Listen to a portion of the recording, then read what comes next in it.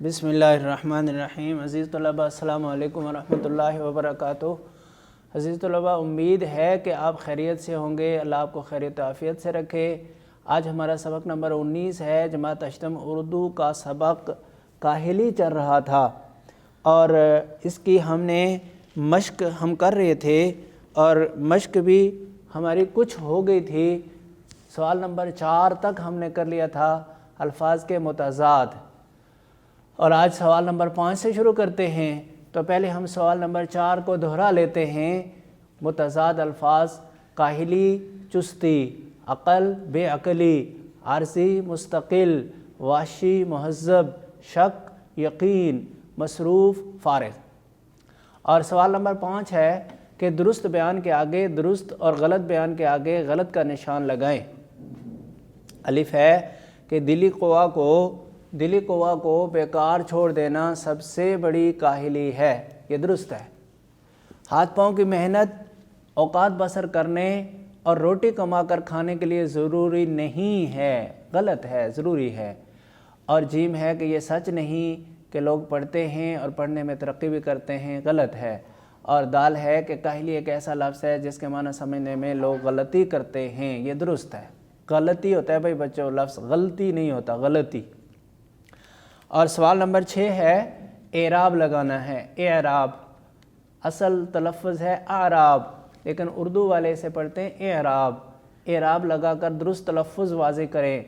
کاہل، میں نے آپ حضرات کو بار بار یہ بتایا ہے کہ ایک آدھ حرف ہوتا ہے یا دو ہوتے زیادہ سے زیادہ کسی لفظ میں جن کا اعراب عام ہوتا ہے، ورنہ باقی تو معمول کے مطابق ہوتے ہیں۔ جیسے دیکھیں کاہل میں، یہ کاہل کا جو لفظ ہے اس کو کاہل پڑھتے ہیں لوگ عام طور پر، اور یہ ہے ہے کی زیر کے ساتھ، کاف پہ زبر، ہے کے نیچے زیر، لام اور الف دونوں ساکن، کاہل۔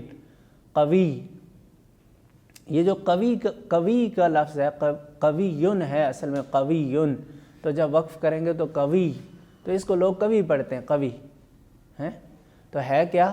قوی، یعنی قاف پر زبر، واو کے نیچے زیر، اور یہ پہ شد ہے تنوین کے ساتھ، لیکن جب ہم وقف کرتے ہیں کیونکہ اردو میں اعراب نہیں پڑھا جاتا، آخر سکون کے ساتھ آخری حرف کو پڑھتے ہیں، اس لیے قوی پڑھیں گے، قوی، اور قوی نہیں۔ طبیعت، اس کو عام طور پر لوگ طبیعت پڑھتے ہیں، طبیعت نہیں ہے، طبیعت ہے لفظ، یعنی توئے پہ زبر، بے کے نیچے زیر، اور یہ ساکن، اور عین پہ زبر اور تے ساکن۔ طبیعت۔ تحریک، تے پہ زبر، ہے ساکن، رے کے نیچے زیر، یہ ساکن، کاف بھی ساکن، تحریک۔ اور رفع، رے پہ زبر، فے پہ زبر اور عین ساکن، رفع جو ہے وہ رفع، اس کو کہتے ہیں پیش کو، رفع، فے کی زبر اہم ہے۔ سوال نمبر 7 ہے کہ سر سید نے اس مضمون میں 2 طرح کی کاہلی میں فرق کیا ہے۔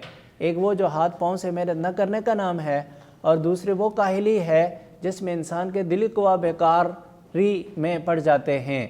سر سید دوسری کاہلی کو بری کاہلی قرار دیتے ہیں۔ غور کر کے بتائیں کہ دلی قوا کو بیکاری کا مطلب کیا ہے، اور انسان کیسے دلی قوا کو بیکاری کے بعد حیوان اور وحشی ہو جاتا ہے۔ لو بچوں، 2 سوال ہیں، ایک تو یہ کہ بیکاری، دلی قوا کے بیکاری کا مطلب کیا ہے، اور دوسرا یہ ہے کہ دلی بیکاری کے بعد حیوان اور وحشی کیسے بنتا ہے۔ تو پہلے سوال کا جواب یہ ہے کہ جب آدمی دل کی طاقتوں کو، دل و دماغ کو استعمال نہیں کرے گا تو آدمی نہ منصوبہ سازی کرے گا اور نہ سوچ و فکر کرے گا، اور جب یہ دونوں کام آدمی چھوڑ دے، منصوبہ سازی بھی نہیں اور سوچ و فکر بھی نہیں، تو پھر انسان کی اور اس قوم کی اور اس خطے کی اور اس ملک کی، اگر کوئی بھی آدمی ایسا نہیں کرتا تو اس کی ترقی رک جائے گی، وہ قوم ترقی نہیں کر سکے گی۔ اور دل قوا کی بیکاری کے بعد حیوان اور وحشی کیسے بنے گا؟ جب آدمی سوچ و فکر بھی نہیں کر رہا اور منصوبہ سازی بھی نہیں کر رہا، تو بغیر سوچ و فکر کے اور بغیر منصوبہ سازی کے ہر آدمی اگر زندگی گزارے گا تو وہ حیوانوں والی زندگی ہوگی۔ اس میں نہ تو وہ ان انسانوں کو اور اس قوم کو ترقی دینے میں وہ معاون ہوگی اور نہ تنظیم دینے میں وہ معاون ہوگی، بلکہ تنزل والی زندگی اور غیر منظم زندگی ہوگی، اور یہی زندگی حیوانوں کی ہوتی ہے کیونکہ ان کے ہاں نظم و ضبط والی کوئی بات نہیں ہوتی، اس لیے کہا کہ حیوان اور وحشی ہو جائے گا۔ اور سوال نمبر 8 ہے کہ قوت عقلی وہ انسانی صلاحیت ہے جو ہر شے، ہر مشکل، ہر مسئلے کو سمجھنے اور سلجھانے کے قابل اعتماد ذریعہ ہے۔ کسی ایسے مسئلے کی نشاندہی کرے جسے آپ نے اپنی عقل کی مدد سے سلجھایا ہو۔ لو بھائی بچوں، یہ آپ کا کام ہے، آپ نے ہوم ورک کے طور پر اسے کرنا ہے، اور پھر مجھے بتانا ہے کہ جی ہم نے فلاں مسئلے کو اپنی عقل اور صلاحیت کی بنیاد پر ہم نے سلجھایا۔ اگر ہم اپنی عقل کو استعمال نہ کرتے تو وہ مسئلہ یوں ہو جاتا، لیکن ہم نے اس عقل کو استعمال کیا تو اس مسئلے کو ہم نے اس طرح سے سلجھا لیا۔ اس کے بعد آپ کو بتایا جا رہا ہے کہ مضمون کیا ہوتا ہے۔ مضمون کا لفظ اپنی اصل کے اعتبار سے عربی ہے، جس کے لغوی معنی ہیں ضمن میں لیے ہوئے، اپنی کچھار میں لیے ہوئے۔ کسی مقررہ موضوع پر اپنے خیالات، جذبات، تاثرات کا تحریری اظہار مضمون کہلاتا ہے۔